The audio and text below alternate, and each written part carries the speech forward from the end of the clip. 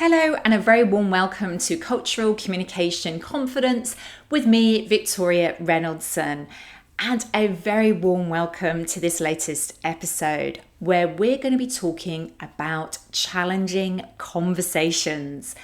Now, this is a topic that I get asked about a lot. And I know that many of my clients, many of the people that I work with, and also many of you out there have lots of questions about how to handle those difficult situations that come up when things are not quite as easy as you'd like them to be. And of course, this is normal. This is the normal way of life and workplace that disagreements come up. But what is important is how do we move through them?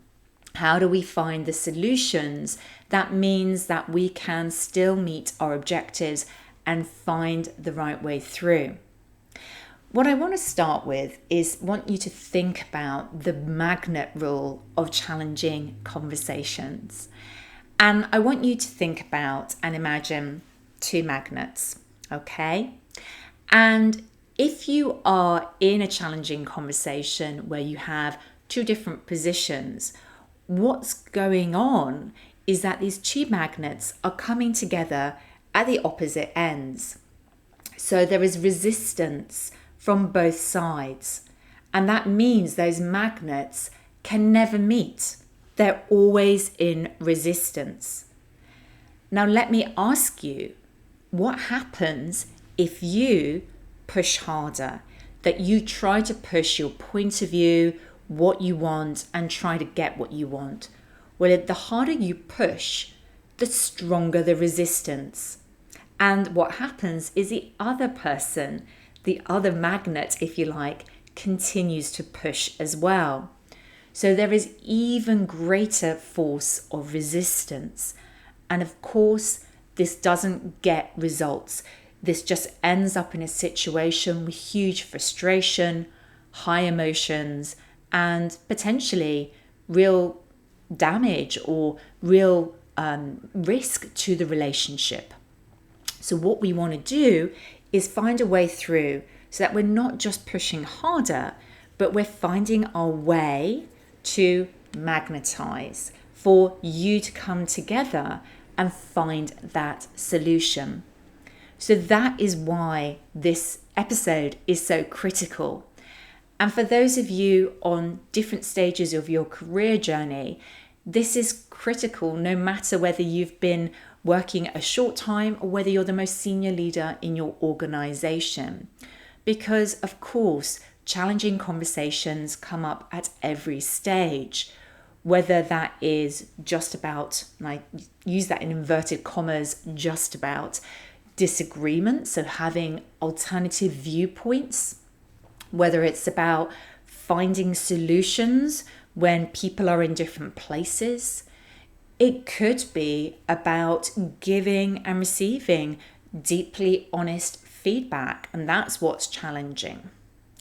Or it could be in more situations where there is an ongoing disagreement or there is incredibly high emotion attached to it. It could lead to genuine conflict, which of course is not great for individual or teams' spirit. So I think, this is obviously a critical point. We need to be able to manage ourselves through those challenging conversations. And I really emphasize manage ourselves. Interestingly, sometimes I have conversations with people where they're very keen to point out how unreasonable the other person or group are being. That if only they could change, then things would be a whole lot easier. And of course, there are situations where that might be genuinely true. And all that we have within our power is to change what we do as individuals. I'll just repeat that. What we have within our power is to change what we do as individuals. So we cannot force behavioral change on other people, but we can take genuine, deep responsibility for our own individual behaviors. And that is what I want to share with you here today, so you can start genuinely having an impact in these challenging conversations, no matter what the topic, no matter who's involved, or how strong this challenging conversation is. So how do we do this? Well, I'm going to be sharing with you a few steps on what I call my challenging conversations bridge, which I use with my clients to help them work through how to move towards solutions. And just like a bridge, you need to take steps over this to be able to overcome the river, if you like, of the challenging conversation. But it has to start with first steps. So I'm going to share the first part of this process because I think this is genuinely valuable and you can implement some of this already today. So the first step is actually what happens before you even engage the other person in the discussion. It starts with ourselves. So the first thing is to take the time to turn down the volume in our heads. What do I mean by this? Well, even if you're not feeling overly emotional, whether that is positive or negative emotions about this challenging conversation, it is likely there is something going on through your thought process. You might be replaying previous conversations. You might be reflecting on what you want to say and how you're going to best say it and how you're going to land that point so they finally understand and get it and understand that you are right. Sound familiar? So let's be honest. The problem with that is that we then arrive at our challenging conversation with a whole load of baggage. We have all these suitcases full of past conversations and planning what we want to say, and it can be unhelpful because we're turning up already with some resistance inside us, back to the magnets that I was talking about at the beginning of this episode. So you need to turn down the volume in your head. And if that requires you to have more time to do that and to really allow that time to calm down, particularly if you've had heated conversations previously, I really encourage you to take responsibility for that. So to allow enough time that you can come into the new conversation fresh, as clean as possible, and with the openness to explore. So this is the first point. The second point is about your intention. Yes, there is a goal, objective you're trying to achieve, but what are you trying to achieve with the relationship? What is it that is going to be important in the way that you have the interaction, which will ensure that you still have that relationship capital ongoing? I usually find the kinds of people that I'm helping are having these challenging conversations with people that they will have to work with again in the future. They're actually people who are members of the team, or if they're external, they're people who are critical to business success. So you have to think about this. What is important in the relationship, not just in your business goal and objective? Then design the conversation. Now, this concept, I absolutely love this concept because for me, this is where sometimes challenging conversations go wrong. We set up meetings where we have the meeting in the usual way. So if that's possible in the same physical space, face to face, in a meeting room, sitting opposite each other. Well, clearly, in that kind of physical space, that creates a dynamic where we are facing opposite each other, that we may be almost accelerating the feeling of resistance just by the places we're sitting in and the way we position ourselves. So if you are in the same location, then really consider how could you design a different conversation Could you do this conversation by going to a different location within the workspace? Is there somewhere more informal or relaxed? Could you do it over a coffee, even outside of the workplace? So it just feels like you're changing the environment, changing the dynamic, and taking away perhaps again some of that historic tension. Now, when it comes to virtual meetings, that's perhaps a little more challenging. How do you design a conversation if the vast majority of the time you're connecting through Teams or Zoom or Google Meet and you don't really have much of an alternative? Well, I would challenge you there. I would be asking myself, how could I switch up the channels? Could you do it as a phone call rather than as another visual meeting? Is there a different way for you to connect and to have this conversation, and also to flag that you want to design it in a different way with a different kind of agenda? So get creative with this. Design the conversation. I find as well that if you have a particularly challenging conversation to have and there is high emotion involved, that sometimes even taking it outside and going for a walk together, if that's physically possible and you're in the same location, can be incredibly helpful, because you are not even facing each other. Actually, in this situation, taking away the non-verbal cues might be more helpful and create a lower sense of tension. So that's design the conversation. The next area, which is connected to this, is how you show up. So this is why we need time in the beginning to turn down the volume in your head.